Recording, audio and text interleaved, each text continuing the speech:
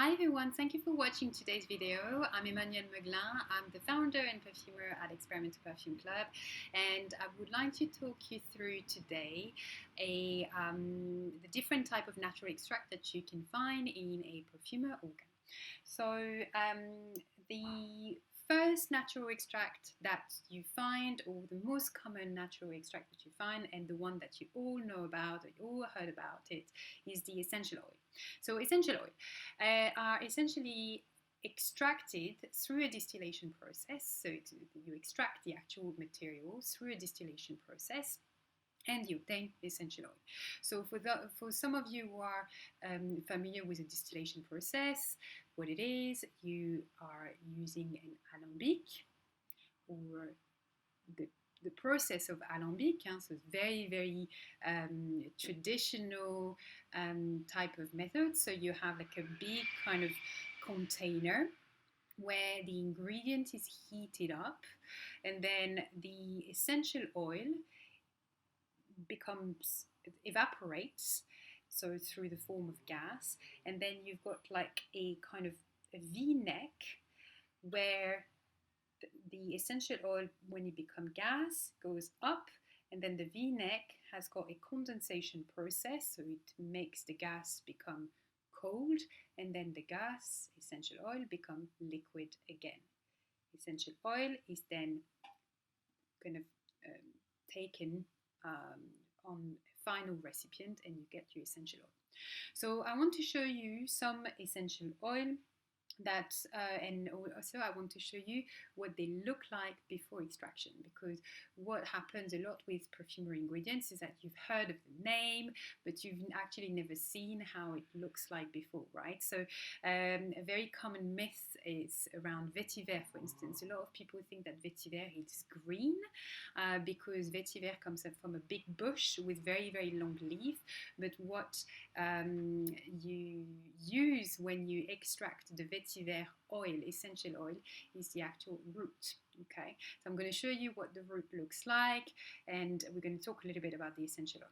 So essential oil, here I've got with me a small selection of essential oil, and I want to start with one of the most classic essential oil that you can find, which is the lavender or lavandin essential oil. So I'm sure you all know what lavender is, flower. Okay, so here you got the kind of like dry little flowers, and here I want to show you the lavandin grosso essential oil. So lavandin is a botanical variant of lavender, and you can see one of the kind of common denominator of a lot of essential oils, that they tend to be uncolored, transparent, and they tend to be very liquid. Not all essential oil are uncolored. Some can be slightly colored, like yellow or orange, for instance, orange essential oil. But this one, lavandin grosso, you can see it's completely uncolored. Okay, so lavandin, lavender, essential oil. Okay, so that's the first one. The other one that I want to show you is the cardamom essential oil. So cardamom, you guys are all familiar with cardamom, so we kind of use it quite commonly in spicy food. So cardamom essential oil, this one is from Guatemala, and so I want to show you again. You can see common denominator of cardamom is a liquid, very liquid. There is no consistency, no kind of stickiness to it. So cardamom, amazing, super spicy, anisey, woody a little bit. So it's amazing essential oil. Okay, so that's cardamom essential oil. You also have here, I brought the frankincense essential oil. So incense, what does incense look like? Incense look like this. So I'm going to show you. So incense is extracted from a bush, from the sap of a bush, that becomes a stone, like solidified, when left to dry. So this is what's distillated. So frankincense, Okay, and so you can see here, I'm going to show you the incense. This is the essential oil, and again, you can see here quite clearly, yeah? So very liquid, and no consistency, no stickiness to it, and no color as well. So that's incense, frankincense, not incense stick, nothing to do with this. Frankincense is one of my favorite ingredients. I put it into a lot of my formulas. So bergamot incense, for instance, from the collection Layers.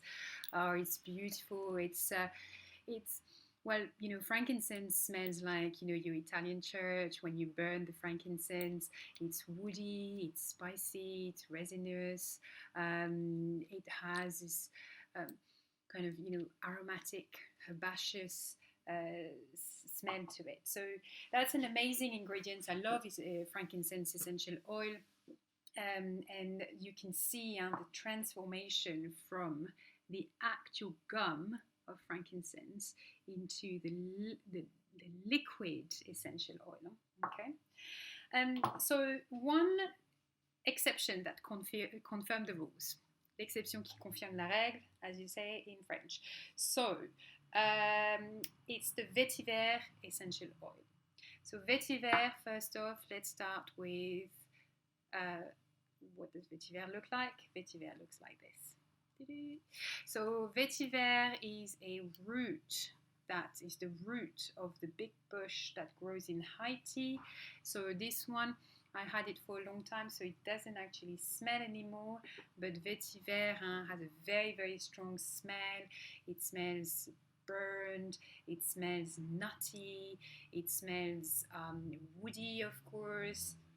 And vetiver is from the category of wood, okay, woody notes.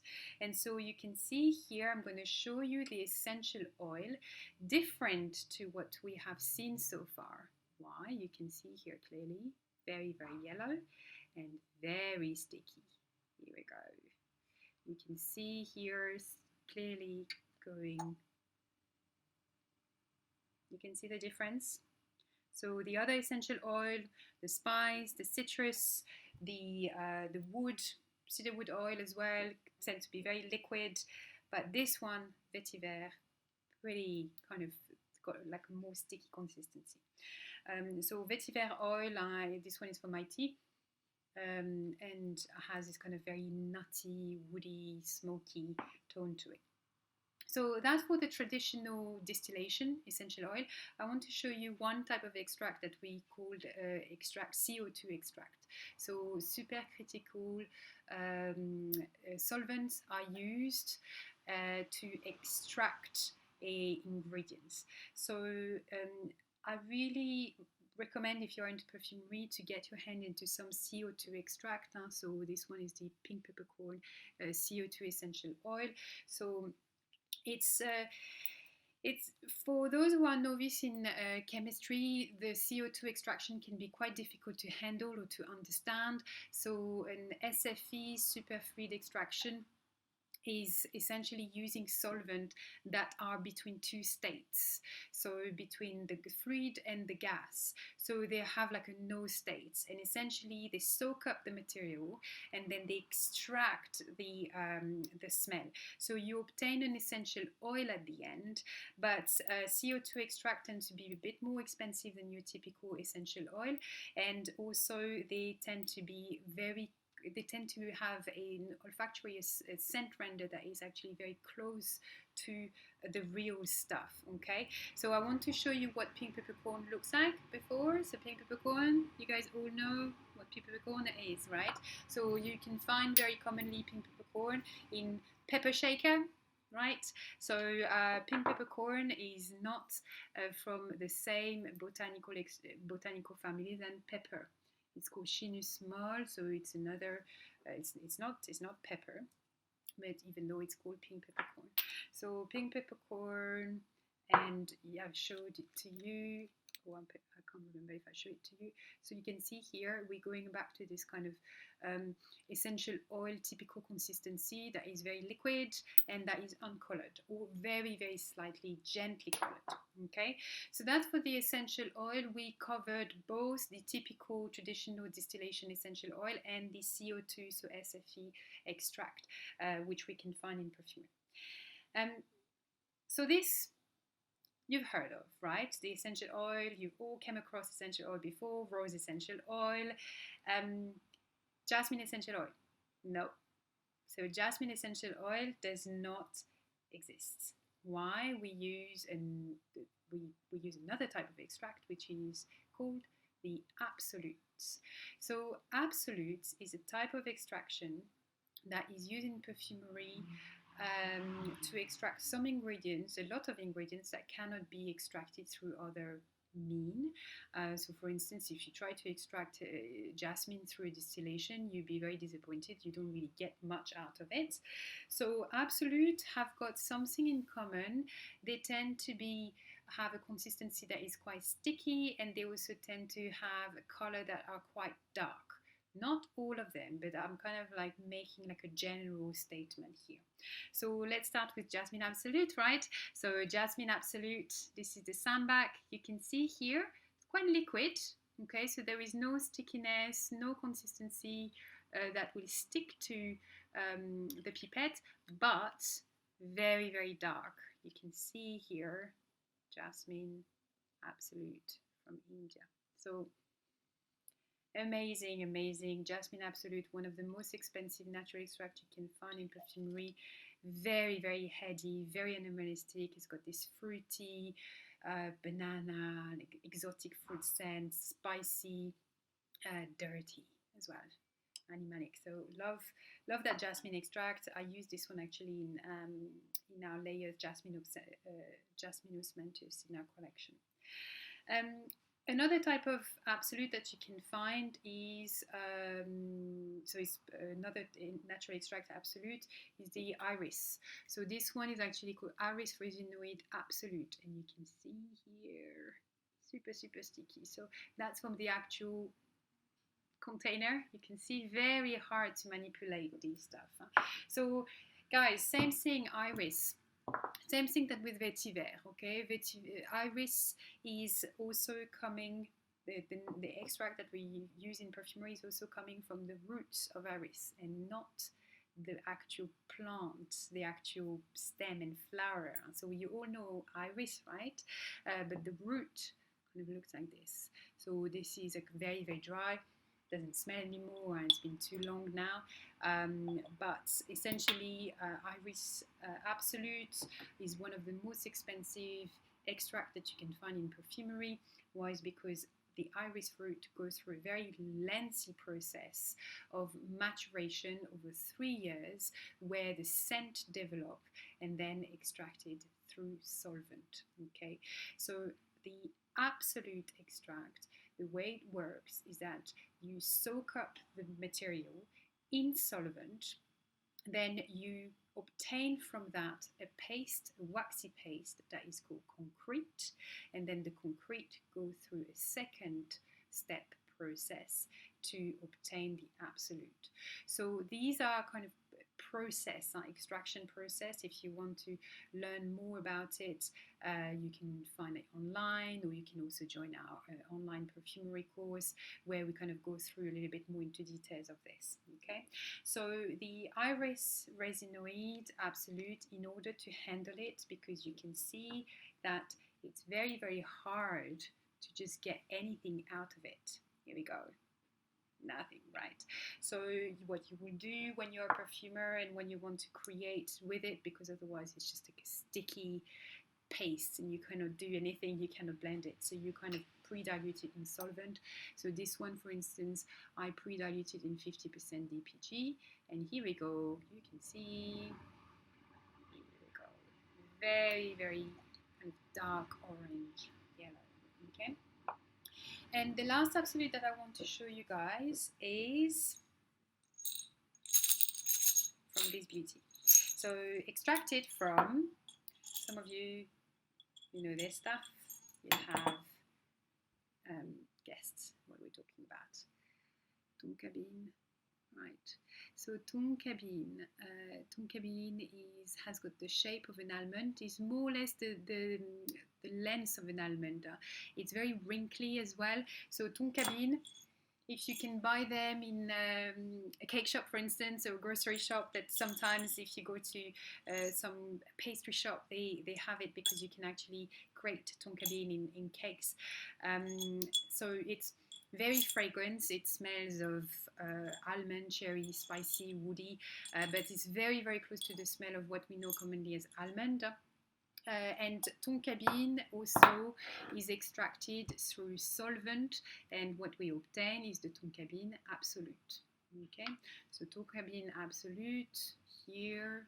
So difficult to show you. Why? Is because it's kind of is semi-solid. It's almost crystallized, and I want to show to you how it looks. So it's quite difficult to kind of handle here the tonka bean, but you can see here, I want to show you behind like a white background, or so it has this kind of crystallized, also quite brown texture.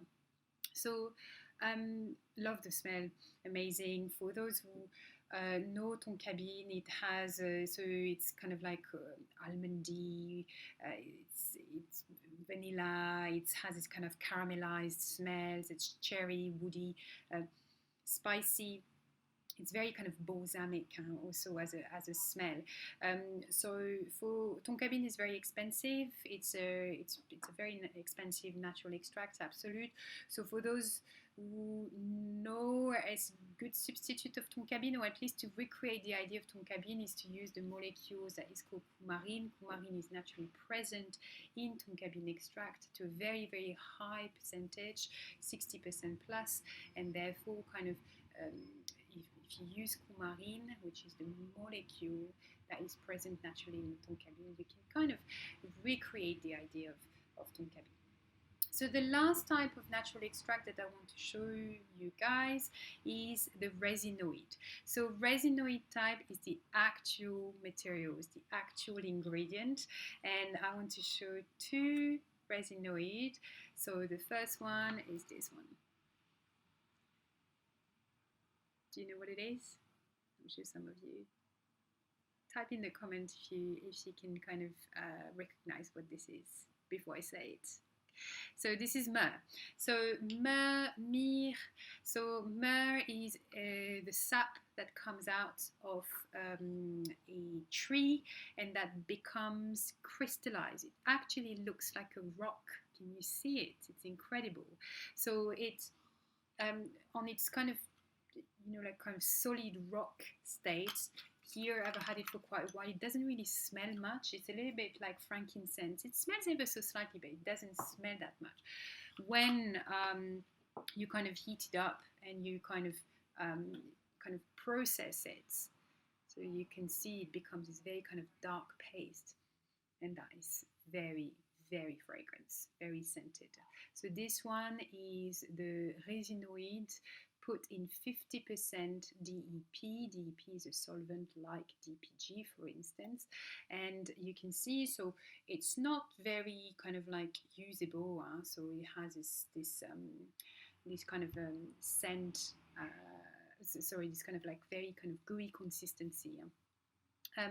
And so myrrh resinoid, 50% DEP. So for those who know myrrh, it's very balsamic. It smells of like, it's very caramelized. It smells of chocolatey, deep, woody.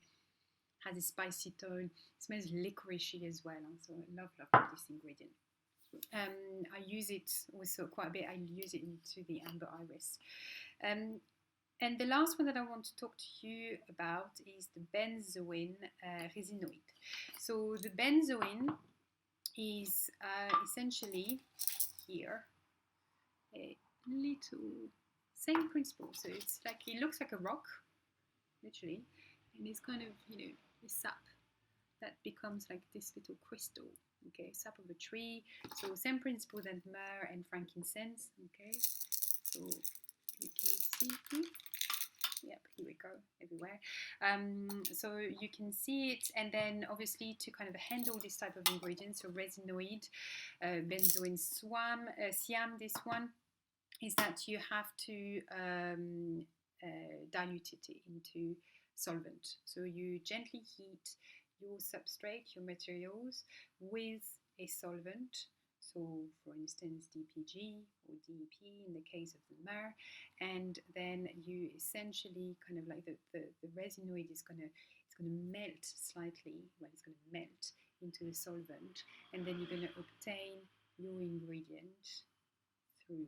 You're gonna kind of make your ingredients a little bit more handable, because it's going to become kind of more liquid. So it's not going to be a stone anymore, or kind of like a resin anymore. Okay, so that's it. So for as a recap, we went through the essential oil. Remember, what's common to the essential oil is the consistency, very liquid.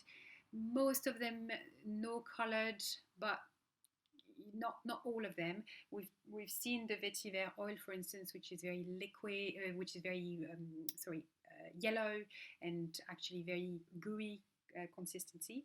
The absolute solvent extraction, so different to the distillation, which is a distillation, so kind of evaporation extraction. So solvent extraction, you use the solvent to extract the concrete, and the concrete becomes the absolute.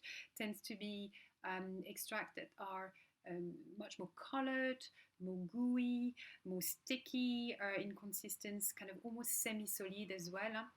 And then the last one are the resinoid, which are completely solid, which are extracted directly from the tree. So these are mainly, we're talking mainly here, the kind of myrrh, the frankincense, the benzoin. So think of everything that it has this kind of like sap that comes out of a tree that becomes solid when you leave it to dry.